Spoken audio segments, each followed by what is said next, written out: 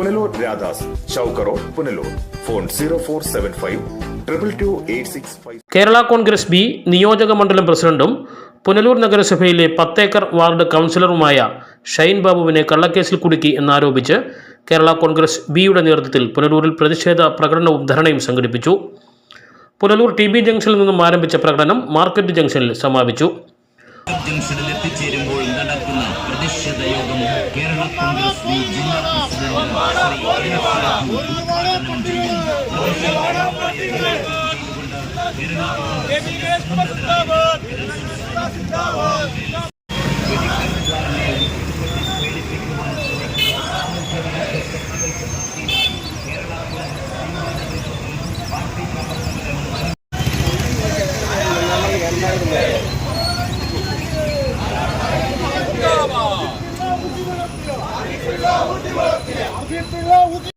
പ്രതിഷേധ യോഗം കേരള കോൺഗ്രസ് ബി ജില്ലാ പ്രസിഡന്റ് ശ്രീ എ ഷാജു ഉദ്ഘാടനം. തുടർന്ന് ചേർന്ന ധർണ കേരള കോൺഗ്രസ് ബി കൊല്ലം ജില്ലാ സെക്രട്ടറി എ ഷാജു ഉദ്ഘാടനം ചെയ്തു. ഈ രാഷ്ട്രീയ പ്രസ്ഥാനം എന്താണെന്നും ഈ രാഷ്ട്രീയ പ്രസ്ഥാനത്തിന്റെ നേതാക്കൾ എന്താണെന്നും മനസ്സിലാക്കുന്ന ജനസമൂഹം തന്നെയാണ് പുനലൂരിലുള്ളത്.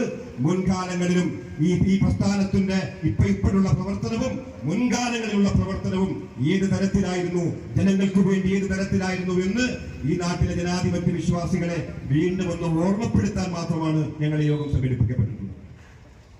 പ്രിയമുള്ളവരെ, നിരവധി നേതാക്കന്മാർ ഞങ്ങളുടെ വേദിയിലിരിപ്പുണ്ട്. ഈ നേതാക്കന്മാരെല്ലാം തന്നെ ഈ പാർട്ടിയുടെ ശക്തി കേന്ദ്രങ്ങളാണ്. ഇവിടെ നേരത്തെ സൂചിപ്പിച്ചതുപോലെ നമുക്കെല്ലാവർക്കും ഞങ്ങൾക്കറിയാം, ഞങ്ങളുടെ ആവേശം എന്ന് പറയുന്നത് ആർ ബാലകൃഷ്ണപിള്ള സാറാണ്. ആ ആർ ബാലകൃഷ്ണപിള്ള സാറിന്റെ നേതൃപാഠമാണ് ഞങ്ങൾക്ക് എല്ലാവർക്കും കിട്ടിയിട്ടുള്ളത്. പാർട്ടിക്ക് നേരെ നടക്കുന്ന ഏത് അക്രമത്തെയും പാർട്ടി അതിൻ്റെതായ ഗൗരവത്തിൽ നേരിടുമെന്ന് ഉദ്ഘാടകൻ പറഞ്ഞു. 20 ദിവസത്തോളം ജയിൽവാസം കഴിഞ്ഞെത്തിയ നിയോജക മണ്ഡലം പ്രസിഡന്റ് വേദിയിൽ വൈകാരികമായി പൊട്ടിത്തെറിച്ചു. ഞാൻ കഴിഞ്ഞ 20 ദിവസമായി ചെയ്യാത്ത കുറ്റത്തിന് കൊട്ടാരക്കര സബ് ജയിലിൽ കിടന്നിട്ട് വരികയാണ്. പുനലൂരിലെ ആസ്ഥാന പിടുത്തെടുപ്പെന്ന് വിളിക്കപ്പെടുന്ന ഒരാൾ അദ്ദേഹത്തിന് തല്ല് കിട്ടിയത് ഞാൻ കണ്ടു നിന്നുവെന്നും അതിൽ ഗൂഢാലോചന വഹിച്ചു എന്നുള്ള ഒരു മൊഴിയാണ് പുനലൂർ പോലീസിന് അദ്ദേഹം നൽകിയത്. ആ മൊഴിയുടെ അടിസ്ഥാനത്തിൽ പുനലൂർ പോലീസ് നിയമപരമായി തന്നെ കേസ് രജിസ്റ്റർ ചെയ്യുകയും അറസ്റ്റ് ചെയ്യുകയും റിമാൻഡ് ചെയ്യുകയും ചെയ്തു. പൊതുജനത്തിന് ശല്യമാകുന്ന ഒരാളെ തല്ലിക്കൊല്ലുവാൻ വേണ്ടി ഞാൻ കൊട്ടേഷൻ കൊടുത്തു എന്നാണ് അദ്ദേഹം പറയുന്ന ആക്ഷേപം. പ്രിയമുള്ളവരെ, നിങ്ങൾ ഒരു കാര്യം മനസ്സിലാക്കണം. പൊതുജനത്തിന് ശല്യമാകുന്ന തെരുവ് നായ്ക്കളെ പിടിക്കാൻ ചിലരെ ഏൽപ്പിക്കാറുണ്ട്. കാട്ടുപന്നികളെ വെടിവെച്ച് കൊല്ലുവാൻ വേണ്ടി മുനിസിപ്പാലിറ്റിയോ പഞ്ചായത്തോ ചില ആൾക്കാരെ വിദഗ്ധന്മാരെ ഏൽപ്പിക്കാറുണ്ട്. ആനയ്ക്ക് മതവിളകിയാൽ മയക്കുമരുന്ന് വെടിവെക്കാൻ വേണ്ടി ലൈസൻസ് ഉള്ള ചില ആൾക്കാരെ ഏൽപ്പിക്കാറുണ്ട്. പക്ഷേ പാറ്റയോ എലിയോ പൂച്ചയോ പിടിക്കാൻ വേണ്ടി ലോകത്തിൽ ആരും ഒരു വിദഗ്ധരെയും ഒരു കാര്യത്തും കൊട്ടേഷൻ കൊടുക്കാൻ പറ്റത്തില്ല എന്നാണ് എനിക്ക് നിങ്ങളോട് പറയാനുള്ളത്. ഇവന് തല്ല് കിട്ടിയപ്പോൾ ഞാൻ ഏതോ ഒരു ചായക്കടയിൽ ഇരുന്ന് ചായ കുടിച്ചു എന്നാണ് അടുത്തൊരു ആക്ഷേപം. പ്രിയമുള്ളവരെ, ഒരു കാര്യം പറയുക, എന്റെ വാർഡിലുള്ള ഒരു കടയിൽ ഇരുന്നുകൊണ്ട് എനിക്ക് ചായ കുടിച്ചൂടെ? ഞാൻ എന്ത് ആഹാരം കഴിക്കണം, എന്ത് ധരിക്കണം, ഏത് കടയിൽ പോയി ചായ കുടിക്കണം എന്ന് തീരുമാനിക്കുന്നത് ഞാനാണ്. എന്റെ മൗലിക അവകാശമാണ്.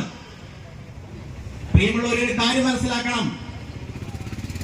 ഇദ്ദേഹത്തിന് തല്ല് കിട്ടിയ ചരിത്രങ്ങൾ ഒരുപാടാ. അദ്ദേഹം 10ാം ക്ലാസ്സിൽ പഠിക്കുമ്പോൾ പുനലൂർ മുരുകൻകോവിൽ ക്ഷേത്രത്തിന് സമീപം വെച്ച് നഗ്നതാ പ്രദർശനം നടത്തിയതിനാണ് ആദ്യത്തെ തല്ല് കിട്ടിയത്.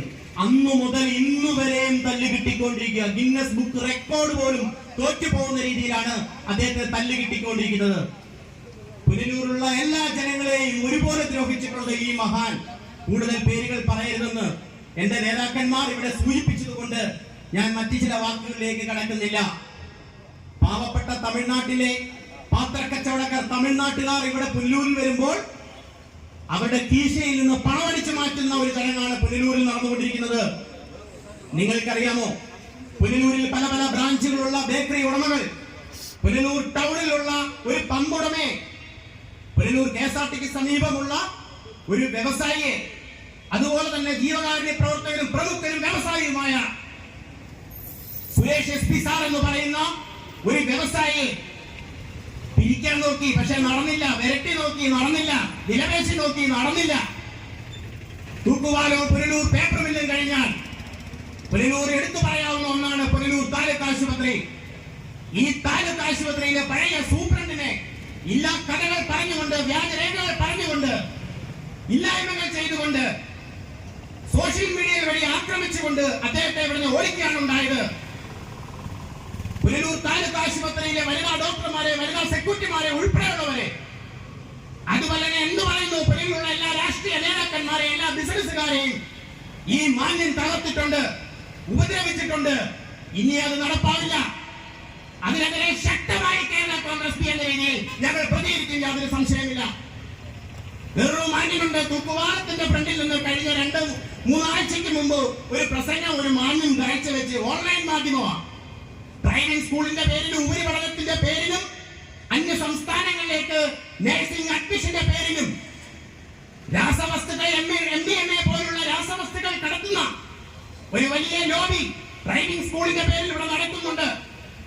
ഈ പുനലൂരിൽ ഈ പരിസരത്ത് കേൾക്കുന്നോ ബ്രേക്കുന്നോ ടേക്കുന്നോ പറയുന്ന ഏതോ ഒരു സ്ഥാപനവും ഇവിടെ നടന്നിട്ടുണ്ട്. നിയമപരമായി തന്നെ ഞങ്ങളുടെ പാർട്ടി അത് നോക്കും.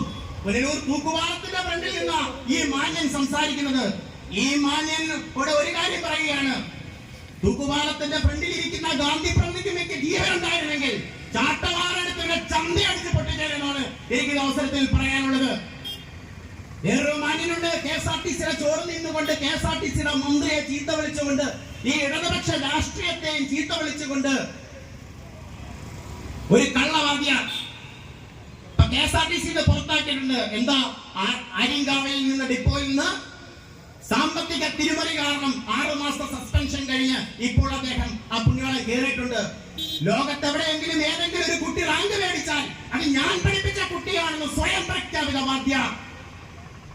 KSRTCയിലാണ് ജോലി ചെയ്യുന്നത്. ആ മാന്യൻ മനസ്സിലാക്കണം. പരിശോധിക്കും പാർട്ടി.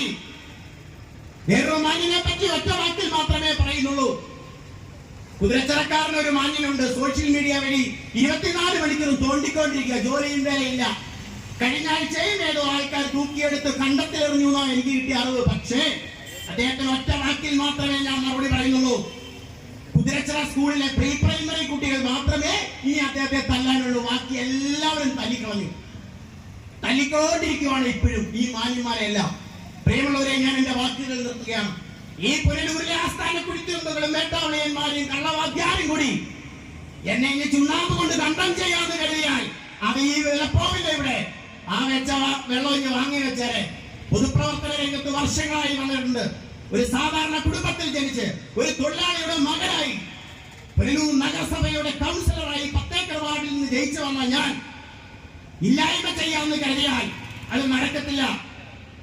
കേരള രാഷ്ട്രീയത്തിലെ ഭീഷ്മാചാര്യനായ അഗ്രഗണ്യനായ ശ്രീ R. ബാലകൃഷ്ണ സാറിന്റെ പ്രസ്ഥാനത്തിലാണ് ഞാൻ നിൽക്കുന്നത്. ആ പ്രസ്ഥാനം കേരള കോൺഗ്രസ് ബി ആണ്. അതിലെ ചെയർമാൻ ഞങ്ങളുടെ KB ഗണേഷ് കുമാർ സാറാണ്. കേരളത്തിലെ നേതൃത്വം നൽകുന്നത് സഖാവ് പിണറായി വിജയന്റെ നേതൃത്വത്തിലുള്ള ഇടതുപക്ഷ രാഷ്ട്രീയത്തിലാണ് ഞാൻ നിൽക്കുന്നത്. ഈ പ്രതിസന്ധി ഘട്ടത്തിലും എന്നെ നെഞ്ചോട് ചേർത്ത് നിർത്തിയ എന്റെ party chairman Shri KB Ganesh Kumar sir, നെഞ്ചോട് ചേർത്ത് നിർത്തിയ KB ഗണേഷ് കുമാർ സാർ. പാർട്ടിയുടെ പുനലൂർ പത്തനാപുരം താലൂക്കിലെ എല്ലാ നേതാക്കളും പരിപാടിയിൽ പങ്കെടുത്തിരുന്നു. News bureau, Punalur.